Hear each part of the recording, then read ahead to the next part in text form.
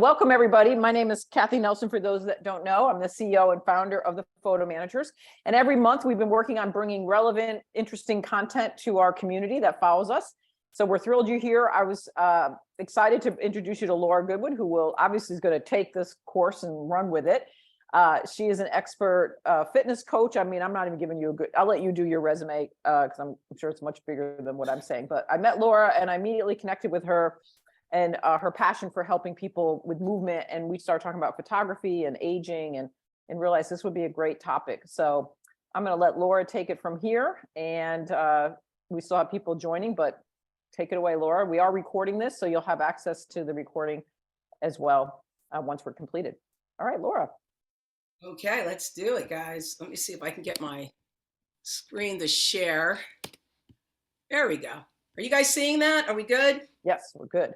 Okay, good. Well, today is welcome. My name is Laura Goodwin, and this is really important to me. Mobility as we age is something that's really, really touches, moves, and inspires me to bring it to my fellow. I'm 57, going to be 58, and I have a hip replacement. So I like to start off with that reality. So I got a hip replacement at the age of 48. So it was traumatic. It was a car accident, and I'm an athletic. I'm an exercise physiologist, and I've suffered a lot. So if I can bring this to you guys to help you guys do what you love to do, I really want to do that. So in this first slide, you can see this crazy picture, and this guy's doing a sweep. If anybody rows, I row, and I love this photo because it was above, and it's just a great shot. And if you row, it's really a great exercise to do, but it's really hard on your back, and it could be really hard on your wrist and neck. So we're going to jump into a little bit of that, but it was just such a great shot. The other thing is, this program is just a guide. Please consult with your physician if you have some serious situations that we need to look at, right? All right, awesome. So my name is Laura Goodwin, and my company is lauragoodwincoaching.com. I have a BS in exercise science. I have over 30 years of experience. I'm faculty of the Yoga Alliance for the past couple of years. I'm a current webinar speaker for AARP, American College Sports Medicine exercise physiologist, American College Sports Medicine wellness coach candidate. Hopefully this week I'll be a full wellness coach for them.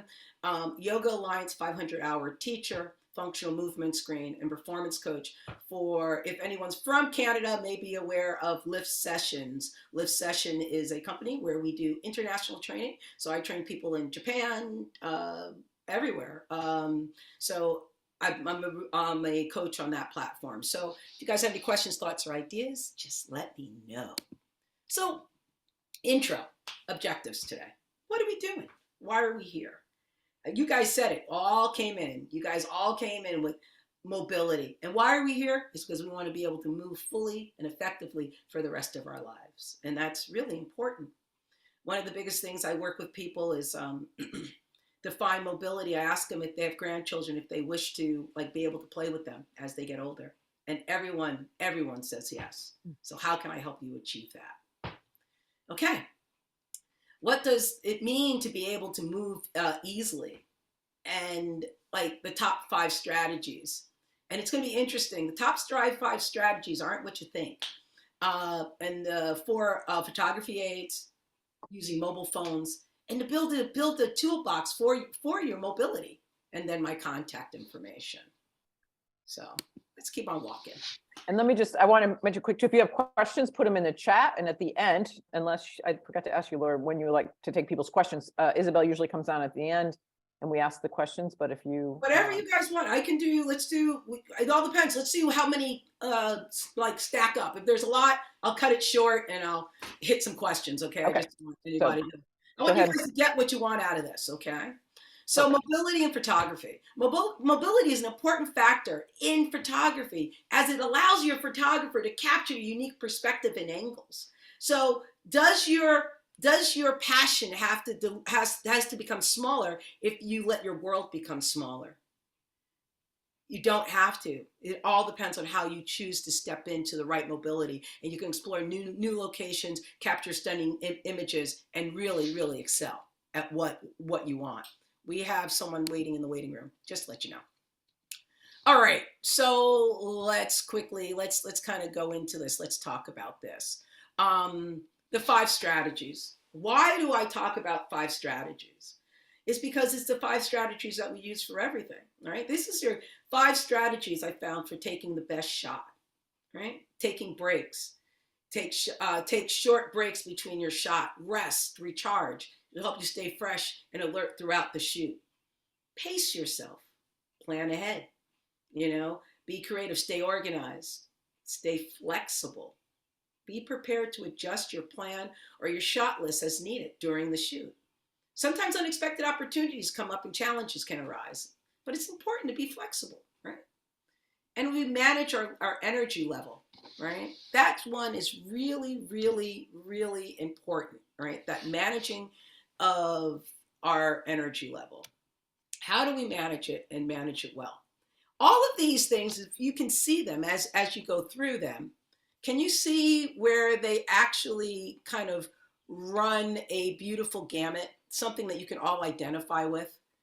And can we take these and utilize these in our everyday life? Can we take this and utilize this in our exercise and our mobility life, right? This is really find the right perspectives, really trying to move within a smart way that we can have longevity. And all of these things to help you get the best shot is the same concepts and strategies you're going to utilize in your mobility. If you're out there and you're trying to take a shot and you're cramping, you're not drinking water, what are you going to do? You're going to take a break.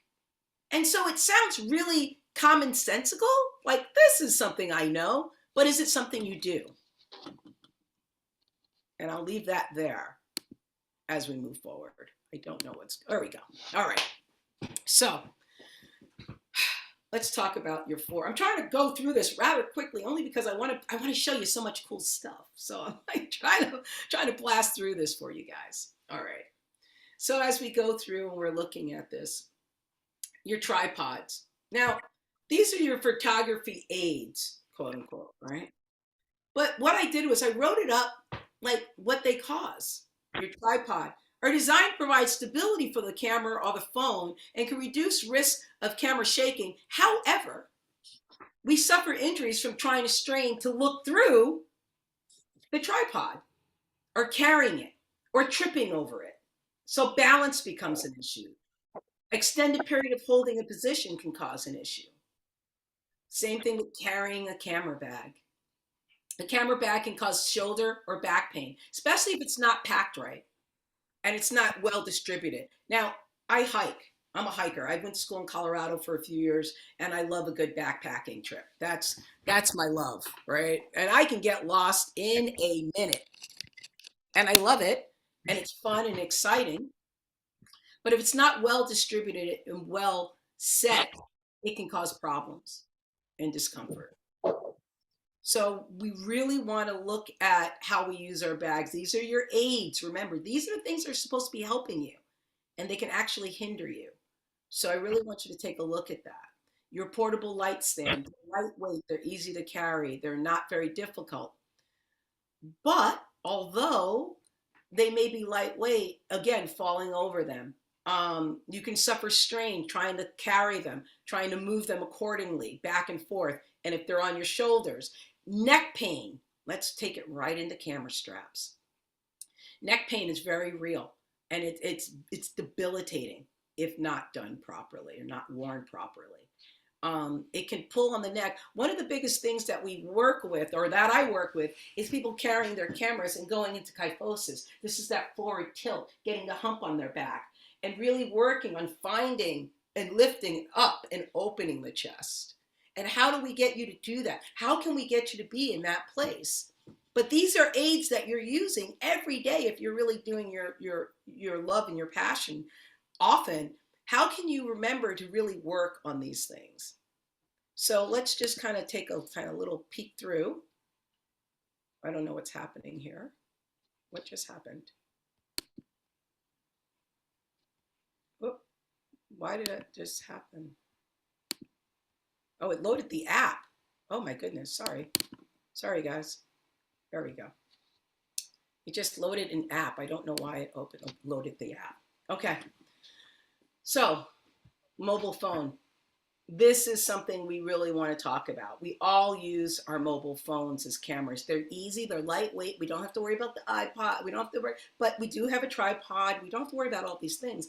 But eye strain, staring at a small screen for a prolonged period of time, can cause really bad eye strain. Headaches, fatigue, taking breaks again is also. So repetitive strain injury, or RSI, it's one of these things. So I have a phone right here, right? And if I start swiping and I start doing all these little intricate movements are really straining on the hands, and they also can cause carpal tunnel. So we want to be really thought about the nerves, the weakness, and the fingers, and how you can work your fingers on a regular basis. So I have a couple of little things here that I'm going to show you real quick because I have them sitting here. I was just telling Kathy about them. So this is called hand putty. And hand putty is just a very simple, just a putty that you get, and you can just squeeze, and it just helps manipulate, and it helps build and strengthen the wrist and also the fingers. Also, if you are a yoga person, next time you go down and do a downward dog, or you try to do something, try to do it from your fingertips. They won't break, they'll hurt, it will be strainful, but try to use your fingertips a little bit more instead of collapsing and using your flat wrists. That will also help with the repetitive stress, and will also help with the strain you may feel. Neck and back pain, extended positions, holding, utilizing the camera, sitting back, anything like that. We just have to work on trying to find trigger points and working through the trigger points. And that's why I asked you to have a couple of things available for you today so you can practice some of this stuff. And Kathy will make this into a, you're going to have this to take home, I think, the webinar. So you'll have me, and you can kind of refer back and see if there's something there that can help you. Now, radiation exposure isn't something we're really going to worry about, but it's something you should really know, all right? They're saying it's there. There's minimal effects, they're saying. Is convenient and valuable. You should avoid injuries and be mindful of your surroundings while taking your photos so you don't trip. But also be mindful that this little phone does emit radiation. They're saying it's not much, but be careful. That's really the big takeaway here. Okay. So let's talk about the benefits of maintaining mobility, all right? Increased flexibility in the body, allowing more dynamic poses, angles while taking photos. Improved balance. Balance is huge as we age, and we all know that. So it's something I really recommend that we can work with. And we're also going to reduce, I can't see this thing, but if I remember correctly, we're gonna reduce this strain on taking your photos. Maintaining mobility is essential for photographers and to maximize the potential and ensure safety and enjoyable experience. We're going to take it to musculoskeletal. So let's look at upper body, neck, shoulders, upper back, arms, wrist, hands, like we discussed real quick.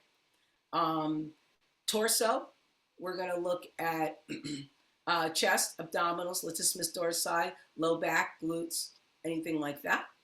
And then lower body, hips, pelvic floor, quadriceps, hamstrings, calves, and feet.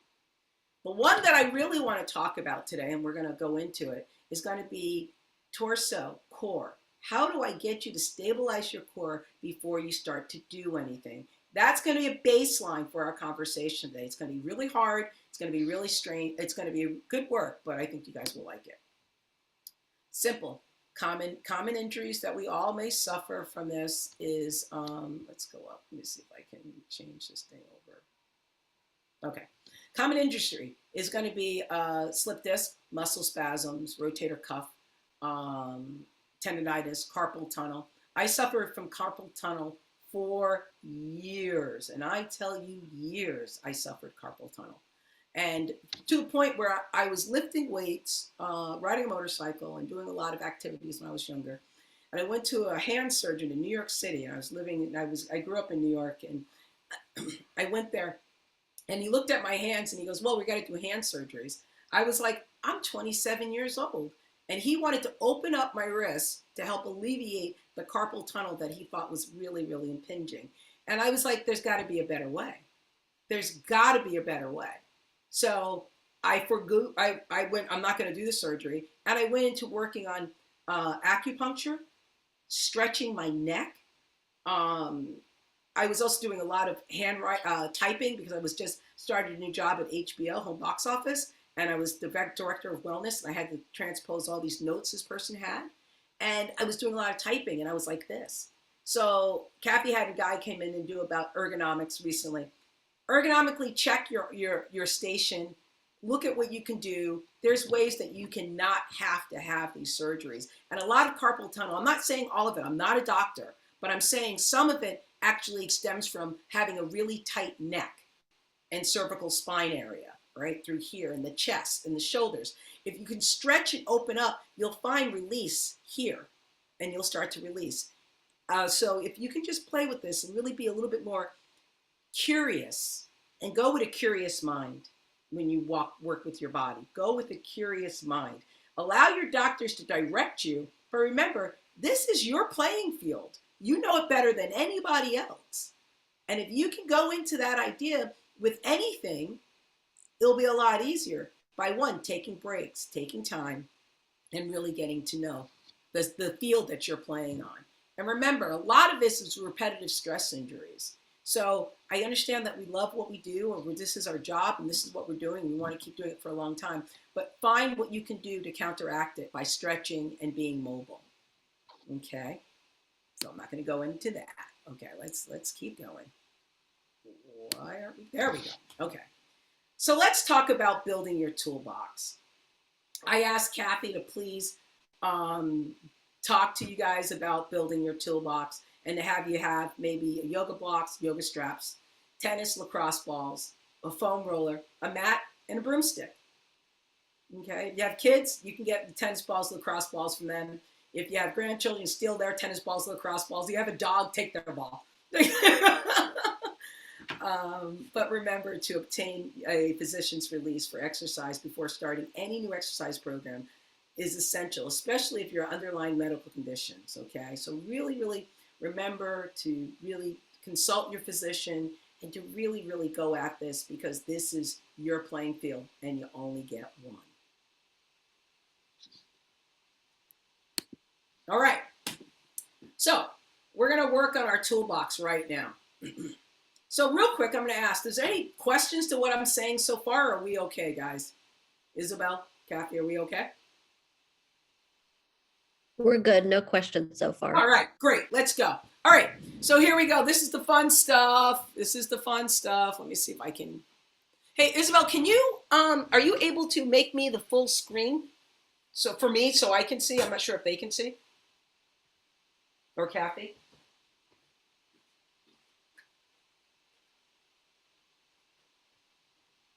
I can't seem to be able to do it from my computer, so. Anybody there? Oh, you're working on it. I'm not going to worry about it. Okay.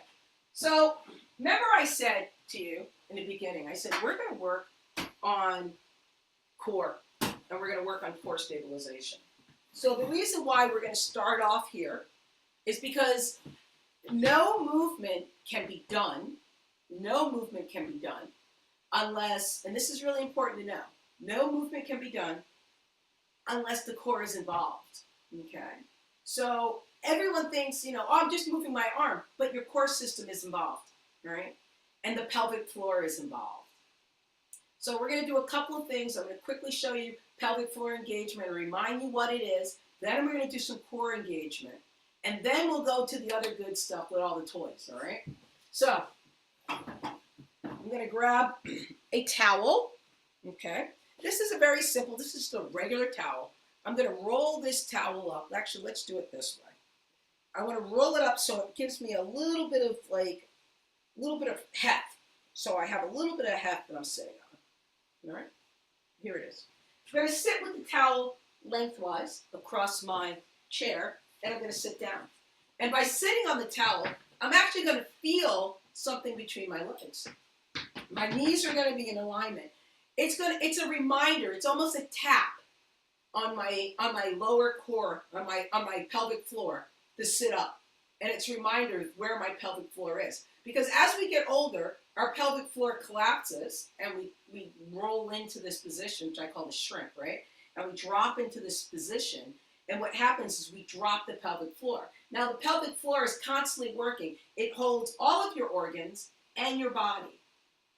And if you have incontinence, that's usually pelvic floor actually starting to go. So let's lift up and utilize that towel as a reminder of, okay, there's a pelvic floor there. I've got to lift up. Now, if this towel is a little bit too small, feel free to grab a larger, like a bath towel, and use that to sit on. And maybe that will bring up a little bit more of a lift in that pelvic floor. As you're sitting on the pelvic floor, your knees are directly over your ankles, your feet are forward, your chest is up, your back is against the chair that you're using if you want. Hands are on the belly. This exercise is called Tupler, and it's utilized for people with diastasis. The diastasis is the separation of the abdominal wall. Okay, it starts to pull apart. What we're going to do is we're going to learn it's called the elevator, and we're going to learn how to work in the elevator of abdominal engagement. So this way, we know because no one taught us this. We used to be a very physical community, right? We used to carry our water, we used to do all this stuff. But when we stop doing it, we kind of lose it. So I'm going to invite you in to learn how to engage your abdominals. Take your big belly, right? And let your belly go out into a big, big Buddha belly. That's a big fat belly, right? And just let it go. This is, whoa, what happened? Some people were saying that they could just see the slides. So I turned the slides off so that the focus could be on you. Oh, okay, cool. No worries. Okay, sorry about that, guys. You need me to bring myself big? Is that it? Let me pin myself. Move all spotlights, pinning Laura, and remove all spotlight videos. Is that okay? Can I do that? Isabel? I think it's good right now. Oh, can they see me? It doesn't look like anyone. Yes. Okay, cool. All right. Yes, great. we can see you. All right, great. Well, I see everyone. So I'm seeing everyone in a very, I'm seeing everyone. So it's kind of funny. All right. So I'm sitting tall. My big Buddha belly is right here. Okay. This is level 1. Level 2, I draw the belly button in just a little bit. Okay. Level 2, we bring it in a little bit more, right? Level 3, a little bit more. Level 4, level 5, and level 6 is all the way in. I'm actually stapling the belly button to the spine, and I'm going to release it. Now it's going to be time to work for you guys, all right? You're going to sit up tall. We're going to make sure, when I say sit up tall, we don't lift the chin up. The chin stays level to the floor. The lift is from the crown of the head up. Our body is tall, our shoulders are down, we're relaxed, we're taking deep breaths. So this is where you guys are going to do your work. I need someone to count out loud and work with me on this exercise and take their volume off so I can hear that you're counting. You're going to count out loud to 100. Maybe that could be you, Isabel. You count out loud to 100, right? And I'm going to tell you what level you're going to draw your belly button in. But the key to this activity is that I'm going to ask you to keep counting out loud. Do not stop counting. Stay with the count, but you're going to be on mute. But Isabel, can I ask you to count out loud for me to 100? Sure. Okay. Put your hands in your belly. All right? We're all starting at level 1. Big fat Buddha belly. Ready, set, go. Isabel. 1, 2, 3, 4. Draw your belly back 5, into level 2. Just 6, 7, 8, 9, 10, 11, 12, 13, 14, 15, 16, 17, 18, 19, 20, 21, 22, 23, 24, 25, 26, 27, 28, 29, 30, 31, 32, 33, 34, 35, 36, 37, 38, 39, 40, 41,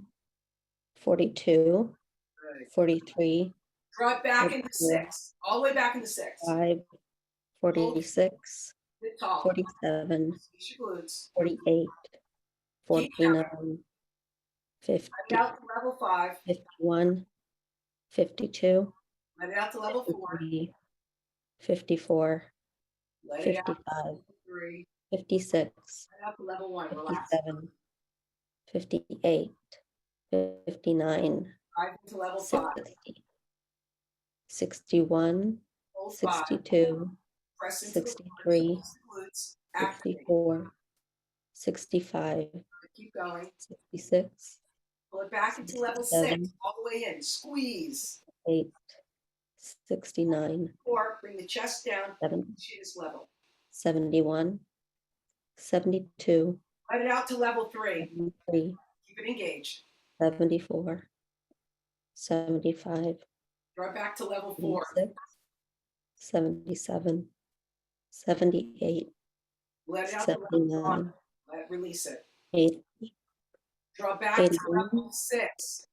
82, 83, Hold 6. 84, Hold 6. 85, You're working now.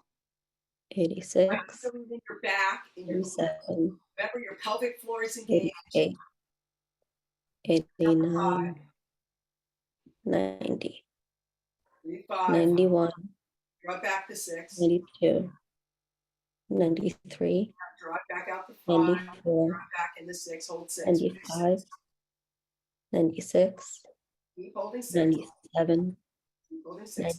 98, 99, 100. And now we release. Take a deep breath. So, you are now learned how to engage your core. So what level, I'm going to ask this to a question, you guys put in the chat, you can speak it into, what level belly button or engagement would you be if you were lifting something really heavy off the floor? Anybody? What level you think? And then, what level engagement would you be if you're walking down the hallway and you're just walking? Do you think this would help you to play differently in the realm of your workouts? Let me see. We've got some new messages. Let's see what we got. Yes. Very good, Monica. 6. Yes. Yes. Nice. Monica says 6 and 3. Yes. So maybe even less than a 3, Monica, walking down the hallway. You might want to be maybe at a 2, where you're not stressing too much, but you are engaged.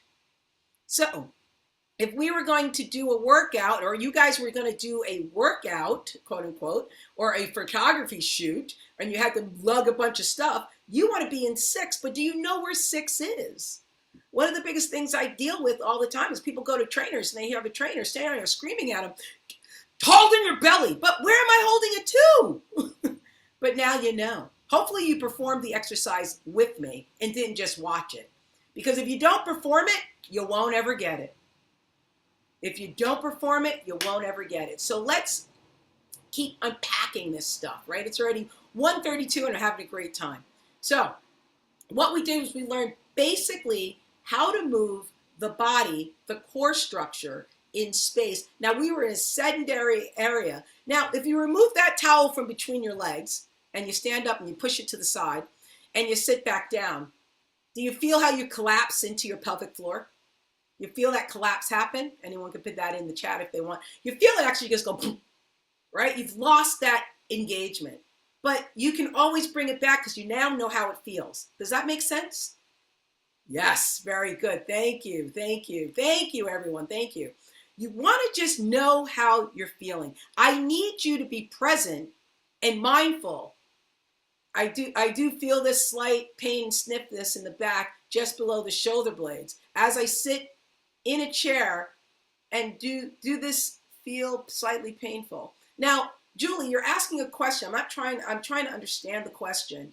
As I sit in the chair and do this feel slightly pain, stiffness in my back just below the shoulder blades. If you're feeling stiffness and tightness there, that's where your abdominals wrap around. right? If you did the exercise and you're feeling a little something there, your abdominals aren't just in the front of your body. That is a fallacy. Let's move this over. Sorry, camera. This is what they're doing to me here. Up. And then boom. Thank you. Stop. Okay. So, yes. Yes,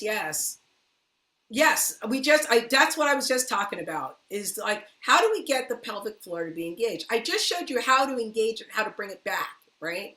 Bring it back to life. Yes, hysterectomy. I had one too. Yeah, but if we're working on utilizing abdominals and we're engaging the abdominals, I'm not saying you can fix it. And the best thing you can do is refer to your doctor on that. But I am saying that there's ways to engage it and to bring it back in. Okay, so now that we've learned how to play with the abdominals and we work through that, we only have a bit more time left and I want to take questions. I want to take us over here. Now, someone jumped in and said they had shoulder problems, they had knee issues, hip issues, deep abdominal issues. So I'm going to walk us over here to my, my studio. And I'm going to move my chair. And we're going to hit the floor. I don't have a big screen. I don't like that I'm not on big screen. I want to see if I can see my view. Oh, that's it. Here we go. Speaker. Boom! Ah, see? That's a lot better. That feels a lot better. Okay. Down. Down. Let's see if it will follow me. So I just got this new camera, guys. And it's an AI camera. And it's supposed to follow me wherever I go. And it's not doing that. But it's okay. We love it anyway.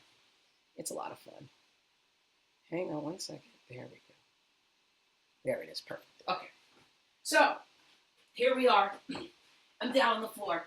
So, this is a yoga block. This is why I asked you to bring it. You're going to take it. You're going to squeeze the block. You're going to squeeze your feet together. All right? This right here. Now notice half the block is being seen, half the block isn't. Squeezing my block together, squeezing my legs, pushing my belly button into the floor, my back's down. I am in Tupler 4 or 3 here. And I'm going to rock my hips to one side, breathe out, shh, and then rock my hips back. Shh. And back to top center. Shh. Breathe out, breathe in as it comes back. Breathe out, squeezing that block. And I'm going to do this for about a minute. What I'm doing is I'm working the transverse abdominis deep in the abdominal core. Now, if you have a sacroiliac issue or a back issue, this is a fabulous exercise to help you. We're going to take the block. We're now going to turn it lengthwise. We're going to squeeze it. Feet are still together, and we're going to rotate. Right? We're still rotating. Let's go. Dig deep. Pulling that belly button in. I'm in Tupler in that exercise. I'm still in a 3. Now you know where to bring your abdominals when you're doing your work. Right? Nice. I'm going to release that. I'm then going to go here. I'm going to grab a strap. What I love about this is that this is an exercise anybody can do. You just have to get on the floor. And if you can't get on the floor and you're scared, do it in your bed. Beds are wonderful things. They're big floors that are soft. Okay. Press those legs out and now rock. Now what we're doing is we're working the glutes, and we're working the abductors, and we're pushing out. Feet are still together, but we're rocking. Stabilizing the spine. Pulling that belly button in. You guys got this. Keep breathing. You're doing about 10 times or a minute, whichever you prefer. And then we release off. Taking this, moving it to the side. Rolling to one side. Always roll to one side. Press yourself up. Okay. Here we are. Now, I'm going to put this leg. Now this is a position that may be hard for you. Remember, I had a hip replacement. I had it 10 years ago. So the technology isn't as great as it is now. So if anybody's getting a hip replacement, go for it. It's not that bad. We're going to press this knee into the floor. I'm going to use a strap here. All right. I'm going to wrap it to the inside of my leg. You can see that. I'm going to use my opposite hand. I'm going to reach to the outside of my foot. Why? Because I'm going to open up the quadratus lumborum in the back. This is a spot in the back that always gets tight, especially if you're sitting for a very long time. Your other hand's on the floor, and you're just going to hold here. This may be it. This may be all you got. This may be all you got. All right? You may have to hold here. But we're still reaching for that side, getting this to release in the back. All right? That's the goal. Once you feel like you've got that, you're going to raise your other hand up, and you're going to reach it underneath and over. And that's going to open up this whole side lateral. I'm laughing at my camera, how it's getting the my other equipment over there on the side. Take a deep breath in and let it go.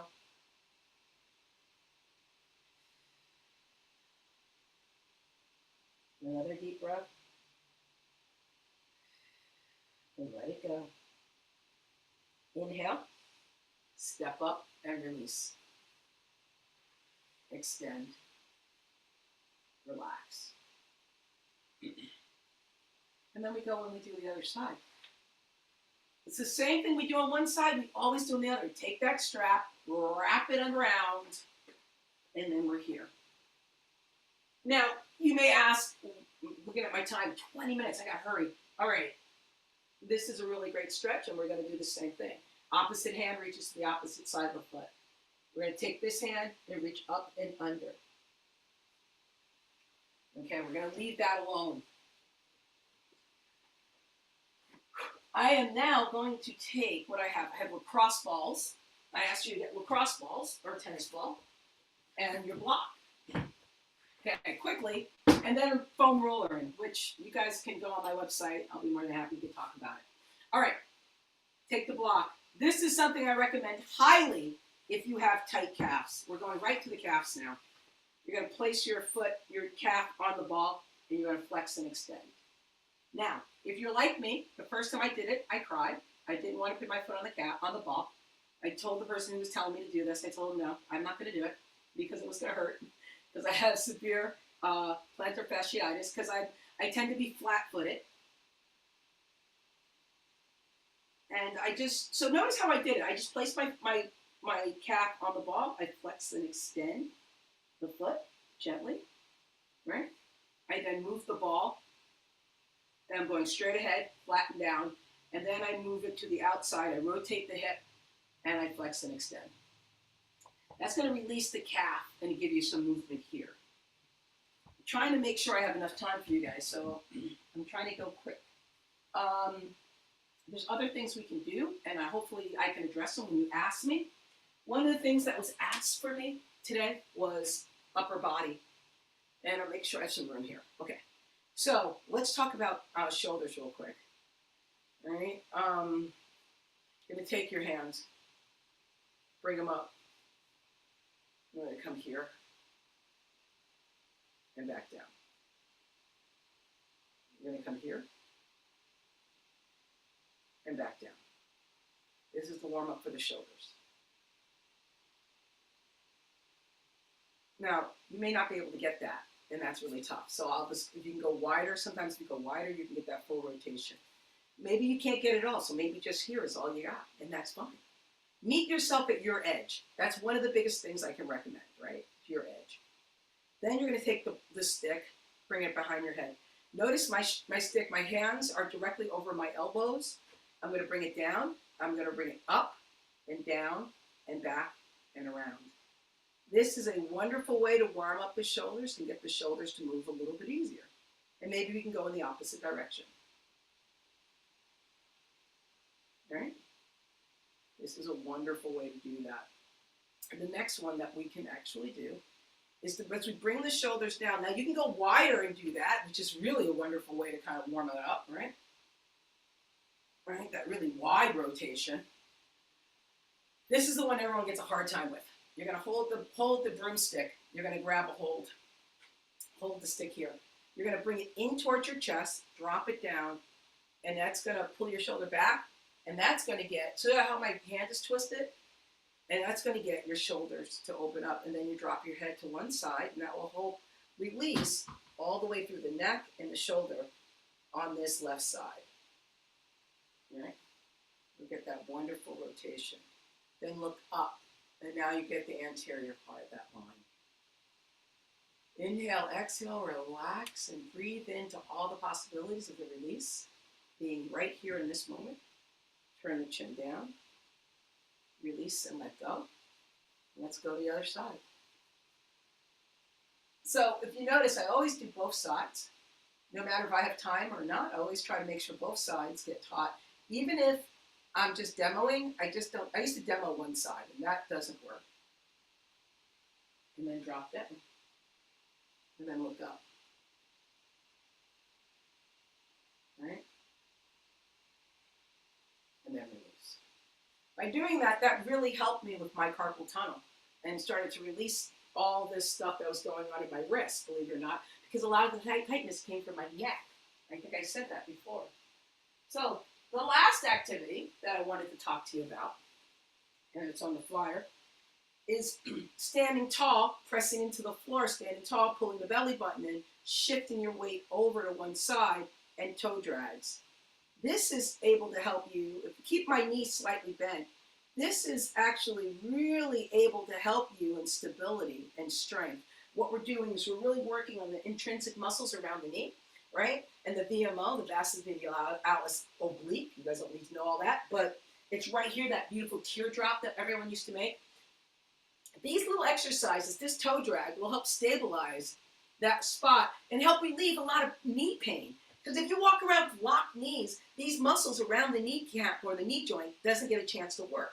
Getting a soft lock, shifting that weight, and moving, and then moving, and then moving, right? It makes the knee work in that bent position without causing pain to the rest of the system. So, what time do we have? Woo! Okay, so I want to leave about 15 minutes to see if I have any questions. If I have questions, let them rip, Isabel. If we don't, we're all good. But guys, this is your time. You have me right here. Utilize me. I can give you more exercises and more stuff. We can talk about foam rollering. I think it's awesome. We can talk about utilizing the yoga blocks more. So talk to me. Tell me what you need. Best length for the sticks. Great. Broomsticks. Broomsticks are a great length. You know, you don't want them too long. So this stick here is about 5 feet, and it's a PVC pipe, and it's nothing fancy. They sell these things for like hundreds of dollars. Don't do that. All I did was I took a racquetball, I cut an X on it, I then with the X-Acto knife stuck this in so it doesn't move, and then I taped it. That's all tape on that side. That's all that is. So that would work. 5 feet is a good length. That's always the best length. I like it. Love the knee exercises. Thank you, thank you, thank you. Can you do after hernia surgery? It's been about 7 weeks. All I can say about hernia surgery, you can work on Tupler if the doctor says it's okay. You got to see your physician first. But the biggest thing with hernias is really let the heal. Healing is the biggest thing on hernias. It's a heck of an exercise, but if you can let it heal and then slowly start on the isometric contraction of holding, it would be good, but you don't want to do it too hard. So let the doctor, let the PT tell you which way to go. Once you get cleared, come see me and I'll be more than happy to help you out a little bit more. Stay away from any lifting, anything that's going to push the belly out. That's the key. Anything else? There's a question about TMJ and if TMJ exercises. Okay. So TMJ is really just the tightening, and I suffered that also. I was one of those kids. I had everything. And what I did with that actually is meditation. You're going to say, what? Yeah, meditation. And I also worked on allowing the tongue to rest in the lower jaw. So if you notice, you wake up at night, you'll notice that, or you wake up in nighttime, you open your mouth, you'll see an indentation around your tongue. That means you're clenching. But what I do is I try to like let my tongue rest in my jaw. And meditation is really wonderful, TMJ. And the neck stretches that I just showed you, like how to do some stretches, just that rotational stretch, just to let the neck release and relax. And really find meditation. I am a meditator. I am about to do my teacher training in meditation, and I've been meditating for past 20 years, and it's been really amazing. It's helped me get in touch with the vessel that houses my soul, so I can do great stuff like photography and other things. Let me see. Thank you. Thank you. You're welcome. Meditation, find exercises to improve. Oh, balance. Balance. Balance is my shizzle. I love it. Okay, so balance. Let's talk about it real quick. The biggest thing with balance is not having core stability. Let me say that again. Your biggest thing about not having balance is because you don't utilize core stability. Your head is down, right? Wherever your head goes, your body follows. So if you walk around like this, looking at your phone, right? Where do you think everything's going to go, right? So balance is going to be attached to this, right? Core stabilization. If you don't pull your core in and allow your core to help bring your buttocks in, activate your butt, lift up through here. And that exercise I just told you, toe drags, are absolutely fantastic for balance, right? Now, if you want to bring arms in, you can go bring your arms in. This is called scaption. Scaption is in between front raises, which you'll feel a lock here, right? And lateral raises where you feel a lock, right? But scaption is one of the only places in the planes of movement which actually feels free. And if you do it, you can feel it. You won't feel the automatic like locking of the joint. You come over, and if you want to take this balance to another level, hey, what about if I toe drag and I did scaption at the same time? All of that will work for you. You can start doing that kind of work, and that work will work for you. It's really dope. I see someone playing with an elastic strand in my camera video. Elastic bands are great. I think they're wonderful. But balance is really about you being really smart and just kind of playing with what you have. So to start with balance, always start next to a wall. You want to be safe, right? And make sure you're safe here. Pull the belly button in, keep the head up, and then do the motion. And that will feel a lot better. And then slowly balance will come in and start to utilize your core strength to get it. There's also core exercises you can do in a kneeling position, which is also really great for balance. One of my favorite ones is to start here, hands tall. This is called a high, tall kneel, right? Double kneel. Hold your hips straight and pull the belly button in, stabilize, and then bring it back. You see me wobbling all over the place. And then back. And then the best thing about it is that if you fall, you're right here. You're right here. You know, people get afraid of the floor. The best thing is to get on it, be on the floor, move on the floor, get up off the floor, play with the floor. Because once you're on the floor, you can't go any lower. You're not going to go any lower. You'll be safe. So these are all ideas that you guys can put in your pocket. I'm going to put my little glasses on and see if anybody has any other questions or thoughts or ideas. But if you want to open it up, we can open it up to more questions or whatever you guys want. And your handout, just a quick thing, share, Laura, is the handout on your, if they go to your website, right? Now, they have to first register, and then I can send out some of the stuff's on the handout, some of the stuff isn't. So yeah, I can do something like that for you. Thank you. It was a valuable information. What does it demonstrate? How to get into the next stretch exercise again? Yes, I know, right? That's hard. All right. So one of the best ways to do it, right? If all of this was just too much, right? One of the best ways to do it is just hold the stick. Now, can you turn the stick and let your hand, see how I'm going to turn my thumb outward and then grab a hold of the pole. You see that, right? You just turn that stick outward. So look, I take my thumb, turn it outward, place my thumb around the pole, and then bend the elbow, and then the stretch becomes even more in the shoulder. Did that help? Was that helpful? Hopefully that was a little bit helpful. You guys were able to get through on that. Yeah, there you go, Tracy. So, listen, the best thing I can do to tell you guys is hit up my website. I'll be more than happy to help you out. I'm thinking about doing a 30-minute toolbox class. There would be a charge for it, but it'd be hopefully minimal. And you guys would be able to really learn how to utilize your toolbox, because it takes more than just a handout. It's going to take time, and there's more stuff that we can add in. We can really start really working towards you guys becoming the best that you can be, safely and effectively. So when you do go in the gym, because most trainers don't train this way, they're going to take you right to something that maybe is a little bit too much. And I like to play in that sweet spot where you're being taught how to really be effective, so you can be safe, so that you can get the most out of what it is that you want to do and how you want to enjoy it. So Yeah, that's awesome, Laura. Your passion comes through so clearly. And as somebody who suffered frozen shoulder because I joined a gym class where the energy was awesome, it was kickboxing, and it was great, but I got hurt because, you put yourself in these situations, and they weren't showing any ways to modify and things like that, and it takes a long time to yeah. No, Absolutely, Kathy. And that's one of the biggest things I can tell you guys is that if you can go to a gym and they're going to, and you got to remember, most of these kids are like 20. So it's not something you're actually dealing with. It's not their fault. It's not something they're actually really dealing with at this moment. Right. But it's something that you guys we can work on, and we can develop. So you now have a toolbox to take care of yourself. You don't have to be a victim to someone else's lack of knowledge or information. It's just about just giving you guys a toolbox, and that's all I want to do, man. I want to touch, move, and inspire as many people within my age group as possible, because we're taking over the world. There we go.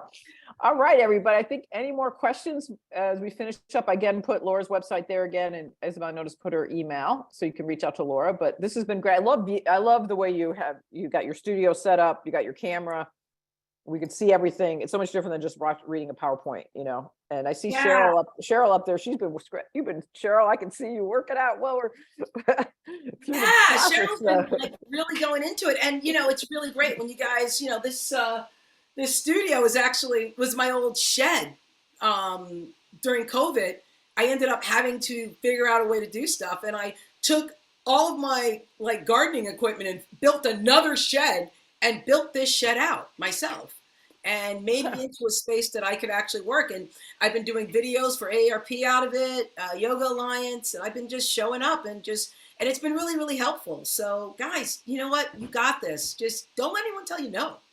And don't let yourself tell you no. Give yourself the loving kindness and the compassion that you deserve, because you guys deserve it. And keep taking photos. We need more beauty in the world. Yes. And then, the photo managers, the professionals, can help you figure out what to do with all those photos that you keep taking. So we have both. I know we have members here as well as people just in our regular community. All right, Laura, well, thank you. I think we'll bring you back to people. If you enjoyed this webinar, feel free to drop us a note too, because we're trying to mix it up and bring different, there's the technology piece of photos, but the whole love the whole part of moving is a big part of it, right? You can't take great photos, play with your grandkids, all the fun things that people want to do if you can't move. So really appreciate it, Laura. Thank you so much. Everybody's saying thank you. Great. And I love that moving camera. It moved just now because you were waving to us. Yeah, there it goes. This camera's great, huh? It's I just got it. It's so crazy. I gotta get myself one of those. I'm still using the old-fashioned thing that's attached to my computer. So, all right, everybody. Thanks so much. Enjoy the rest of your day and have a great weekend.